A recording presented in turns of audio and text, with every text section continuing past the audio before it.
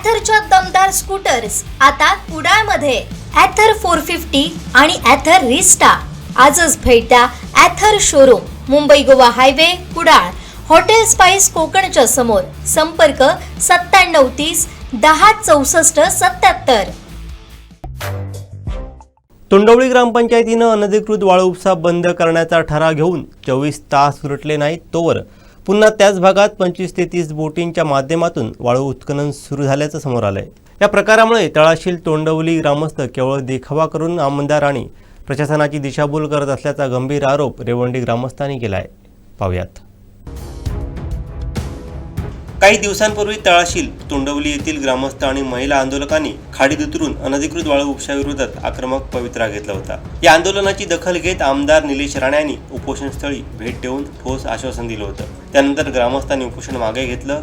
याच पार्श्वभूमीवरती 22 एप्रिल रोजी तोंडवली ग्रामपंचायतीत विशेष ग्रामसभा घेऊन वाळू लिलाव लागू नये आणि अनधिकृत उपसा बंद व्हावा असा एकमुखी ठराव मंजूर करण्यात आला. ग्रामसभेचा ठराव होऊन एक दिवसही पूर्ण झाला नव्हता. तोच तोंडवळी किनारी मोठ्या प्रमाणावरती अनधिकृत वाळू उत्खनन सुरू झालंय. रेवंडी ग्रामस्थांनी दिलेल्या माहितीनुसार सुमारे 25 ते 30 बोटी या भागात वाळू काढताना आढळल्या.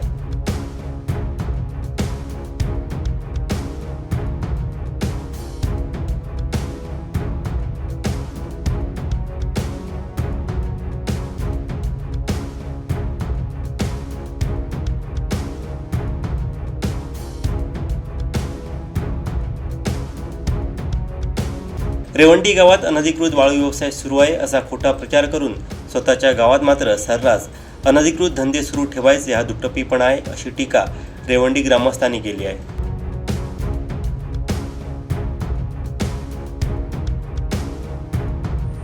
आज आम्ही रेवंडी ग्रामस्थ या ठिकाणी जमलेलो आहोत. कालच आम्ही जिल्हाधिकारी यांना निवेदन दिले आहे की या सर्जेकोट ते शेलटी खाडीतील गाळ उपसा करण्यासंदर्भात, आणि काल तोंडवळी गावची ग्रामसभा झाली. त्या ग्रामसभेमध्ये सर्जेकोट ते शेलटी या ठिकाणचं जे अधिकृत टेंडर किंवा अनधिकृत वाळू काढतायत असा त्यांचा आरोप होता, आणि त्यांनी या ठिकाणी आमदार आणि जिल्हाधिकारी यांच्या बैठकीत निर्णय झाला असं सांगून असा अजेंडा काढून त्या ठिकाणी ग्रामसभा लावली होती. कालावल खाडीतील अनधिकृत वाळू उपसा बंद करा असा त्यांच्या ग्रामसभेचा विषय होता.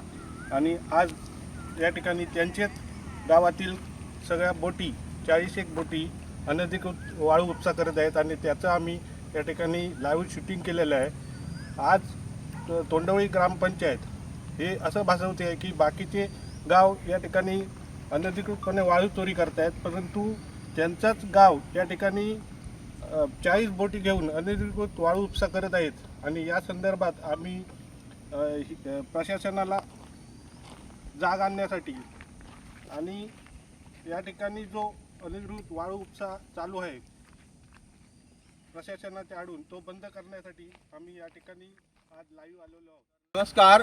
तर काल तोंडवळी गावातील ग्रामपंचायतीने विशेष ग्रामसभा बोलावून त्या ग्रामसभेमध्ये शासनाचे प्रतिनिधी पाठवले होते. असं असताना तळाशील गावामध्ये शासनाला आणि आमदार खासदारांना खरोखर ते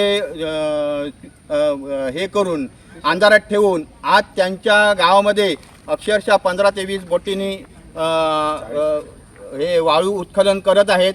याकडे प्रशासनाने गांभीर्याने लक्ष घ्यावा आणि जो काय चाललेला धुळफेक लोकांच्या आणि प्रशासनाच्या डोळ्यामध्ये आहे ते प्रत्यक्ष येऊन त्याने पाहावं, आणि जेणेकरून रेवंडी गाव कसा बदनाम होईल याकडे त्यांचा संपूर्ण लक्ष आहे तळाशील आणि तोंडवळी गावचा. जर आज शासनाचे अधिकारी प्रशासन याने खरोखरच आता सध्या इथे 15 ते 20 बोटी वाळू उत्खनन करत आहेत, आणि हा प्रकार शासनाच्या निदर्शनात आम्ही आणत आहोत. आणि याची गांभीर्याने जर दखल घेतली नाही तर आमच्या संपूर्ण गाव आमरण उपोषणाच्या तयारीत आहे. तसं आम्ही प्रशासनाला काल निवेदनसुद्धा दिलेलं आहे. याकडे सर्वांनी गांभीर्याने लक्ष घ्यावा. आज रेवंडी गावामध्ये जी काही आमच्या शेतजमिनी, विहिरी म्हणा, या सर्व जमिनी आणि विहिरीचं पाणी एकदम खारं झालेलं आहे. आमचा तरुण वर्ग आज मोठ्या शिक्षण घेऊन आज त्यांना कुठल्याही प्रकारचे नोकरी धंदा नाही आहे, उद्योगाकडे वळत आहे. असं असताना खोट्या कंप्लेंटी करून आमच्या या तरुण वर्गाला ते नाहक त्रास देत आहेत.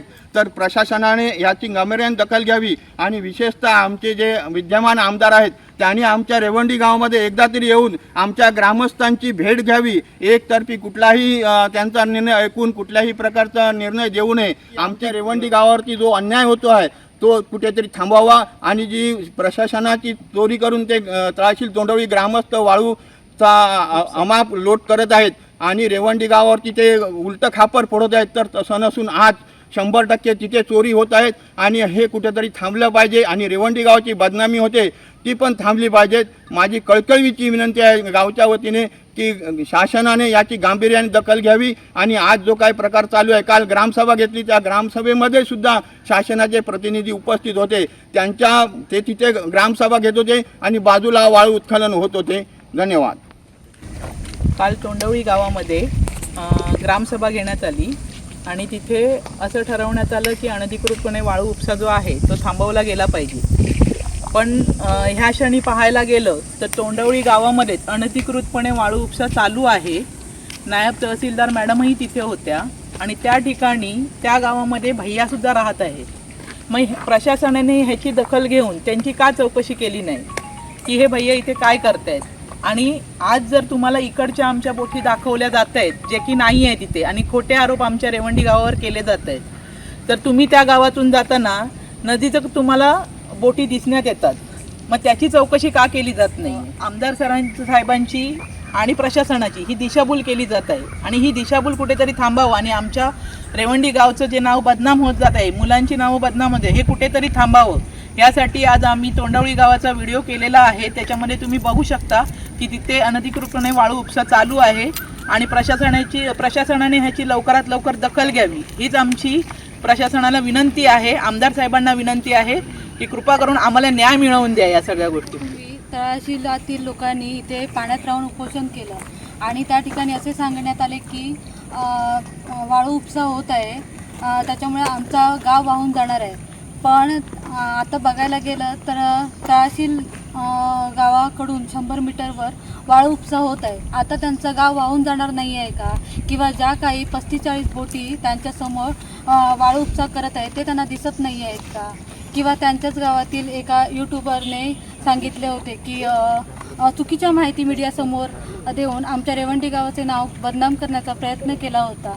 पण आता त्याच यूट्यूबरला आपल्या गावातून वाळू उपसा होत आहे आणि तोही एवढ्या मोठ्या प्रमाणावर, तो त्याला दिसून येत नाही आहे का?